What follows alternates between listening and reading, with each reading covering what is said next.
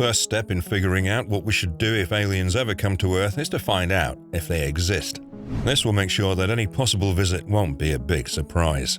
When you're in a part of the woods that hasn't been explored much, it's best to be quiet because you don't know what kind of dangerous animals might be hiding nearby.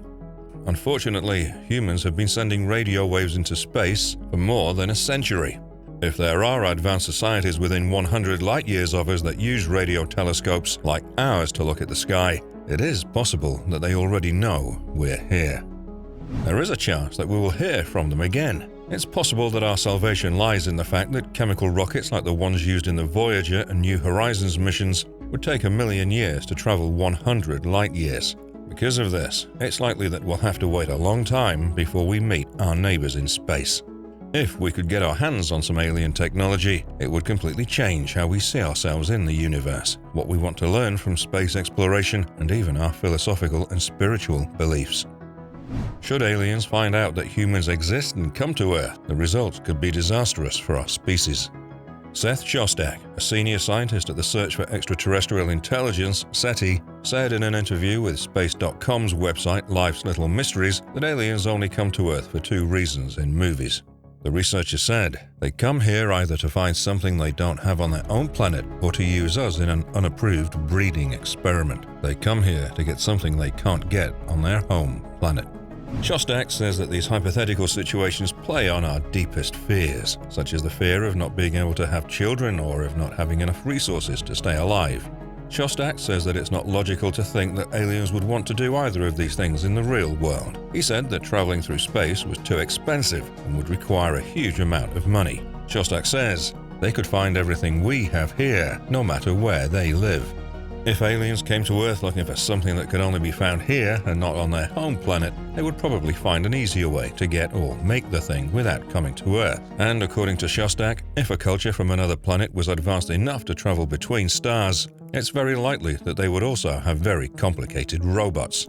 If they wanted to study our planet, it seems more likely that they would send robots here instead of coming here themselves. He said, "It's not like the hatch will open and a weird alien paw will come out. It's not at all like that. It looks like a robotic arm is the most likely answer."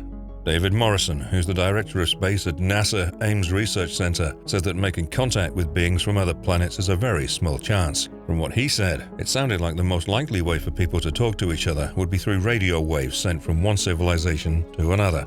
Morrison said, "We're listening for radio signals, and we can assume that any civilization whose signal we receive is more advanced than ours. We're trying to pick up radio signals."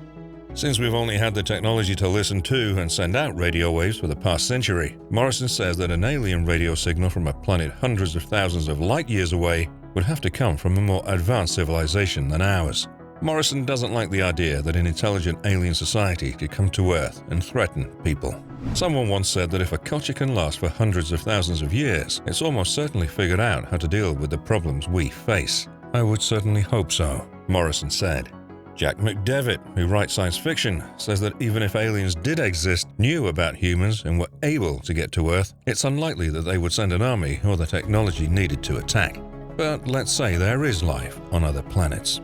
What would it be like to see it? We've all heard about close encounters with aliens, which usually happen on a country road in the middle of the United States, and say that the aliens look pretty much the same.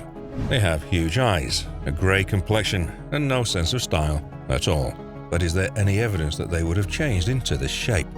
Nitrogen, hydrogen, and oxygen, the 3 things that are needed for life on Earth, are found in large amounts all over the universe. This would make you think that there is a chance for life to appear in some form, as long as these conditions are repeated in another place. But we also know that life on Earth started not too long after the Earth was made, and that it has changed in many different ways since then.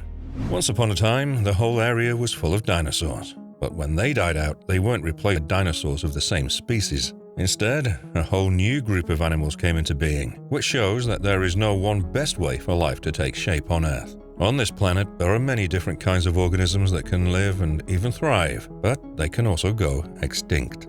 So, it seems likely that alien life would need the same things that we do to survive, like a source of energy, a way to protect itself from possible enemies, and a way to move around.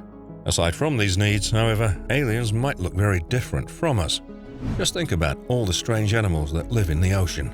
They swim, eat, and try not to be eaten, but they have nothing in common with humans or any other species. You probably already know that the universe is very big.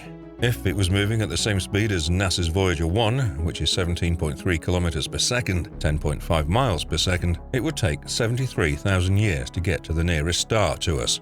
Taking into account things like the distance between stars and the fastest one could travel, it's been calculated that the closest planet that could support life is about 20 light-years away, which is still a very long way away.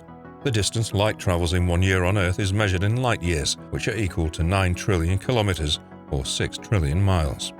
Don't forget that our alien friends could be using more advanced ways to get here faster, like wormholes or time travel to warp space and time. We can do nothing but wait and see what happens. Dyson spheres are another thing we need to think about. It may sound like a new and exciting way to vacuum the house, but it's much scarier than that. Nikolai Kardashev, a well-known Russian astronomer, came up with a 3-level scale to classify the level of technology that extraterrestrial civilizations might have. A Type 1 civilization is one that uses all of the solar energy that is available on its home planet. A Type 2 civilization could get all of its energy from its parent star from a place far away in space, instead of on the planet itself. This way, they wouldn't have to use nuclear power. For this to be possible, a huge solar collector like a Dyson sphere would have to be put in orbit around the planet. It's a completely man-made celestial body, similar to the Death Star in the Star Wars movies, but used to harness energy rather than destroy planets. It could be one big ball of solar panels, or a lot of solar panels that are all connected to each other.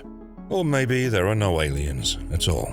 The things the scientists had seen could have been caused by dirt. The unpredictable changes in light could have been caused by large clouds of space dust that may have come from a moon that was destroyed in some way. A moon that was destroyed in some way could have made these clouds. That's it for today, guys. Hope you enjoyed the video. Leave a like and comment your thoughts on this topic. We'd love to know. And don't forget to subscribe to the channel. Thank you for watching.